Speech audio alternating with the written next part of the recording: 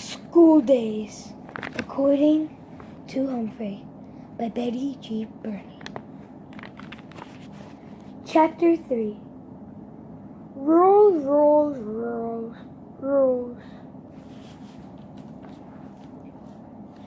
Usually, I enjoy a nice morning nap, but there was so much going on that morning, I didn't have time to settle in for a doze until the strange students left for recess. But my nap didn't last long, because when the students returned, I heard Mrs. Brisbane talking, and she sounded worried. Harry didn't come back, she said. Did anyone see him on the playground? Sure, Simon said. We shot some hoops. What happened to him? She asked. Simon shrugged. I don't know. Miss Brisbane frowned. I may have to send someone to look for him. I'll find him, said Holly, waving her hand. Send me.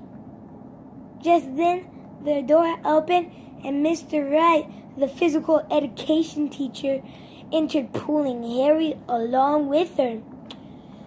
Mrs. Brisbane, I believe Harry is your student, she said. I found him on the playground, littering. Littering? That's a new word for me. I wish I had a dictionary in my cage.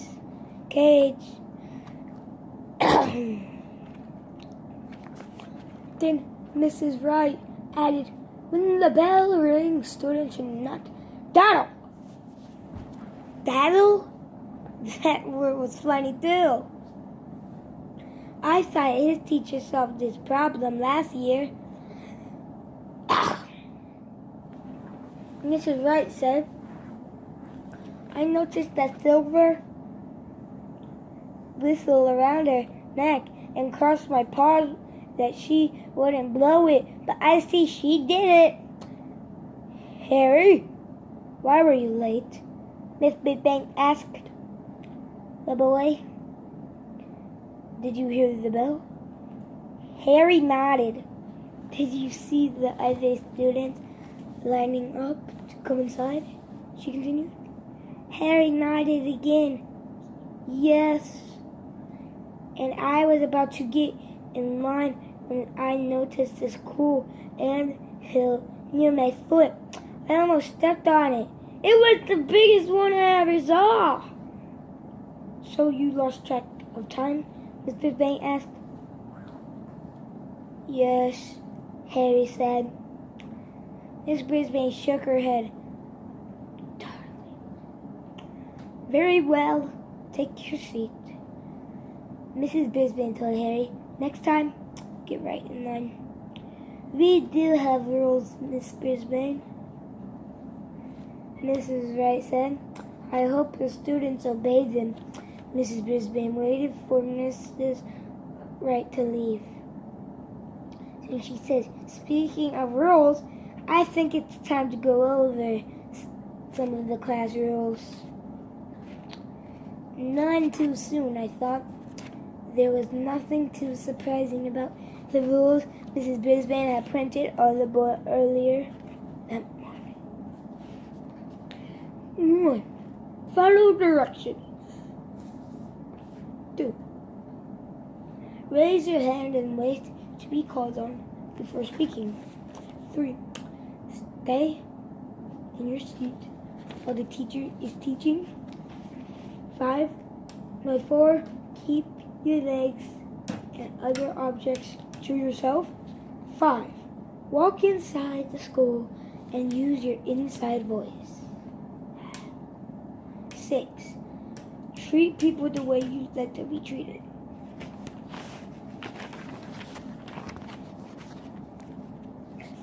Then Miss Brisbane talked about the consequences of breaking the rules, which made my whiskers wiggle. You love that. The warning was bad enough. and so was a timeout. But a note home, I thought that would be terrible until I realized that my home actually was room 26. Next came a student who broke the rules again, would be sent to the principal's office. I like Principal Miles a lot, but I didn't think I'd have to go to his office and tell him I'd broken a rule. He'd be unspeakably disappointed in me. I was imagining myself sitting in the principal's office after breaking one of the rules when I suddenly heard Miss Brisbane say, "There's another rule in room 26. All students must treat Humphrey and Og the Frog with the greatest herbs." My ears perked up. "Did you hear that, Og?" I squeaked. "She's talking about us." Boing, boing. Og splashed around in his tank, which made the strange children laugh. Mrs. Brisbane explained that the students would get to take turns bringing me home for the weekend. But first, they have to learn to take care of me. And while Og stayed in the classroom on weekends, because he didn't need to be fed as often as I did, they would learn to take care of him as well. Then the teacher gathered the new group around my cage and put on some gloves so the could show them how to clean my cage. "Who wants to hold Humphrey?" she asked, not surprisingly. Lots of new students volunteered. Mrs. Brisbane slowly and gently picked me up. "Never poke your finger in the cage," she told the students. Will he bite?" Phoebe asked nervously.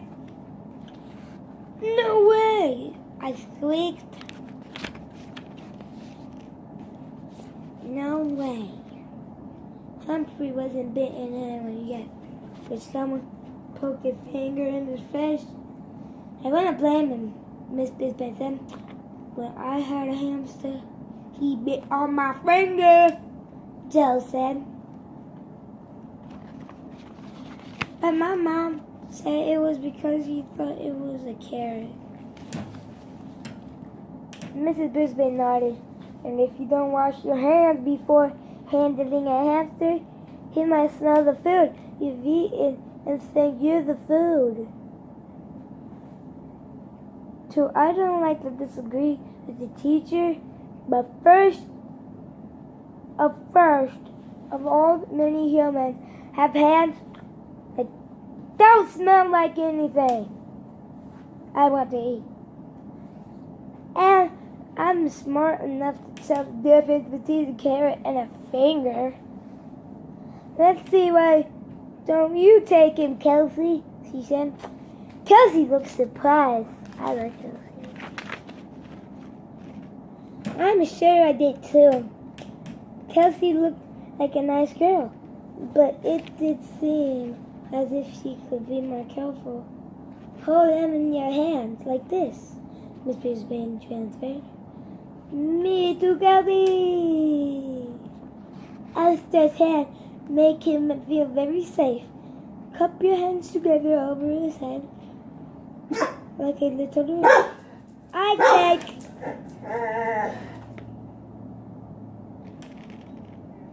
I think he likes it.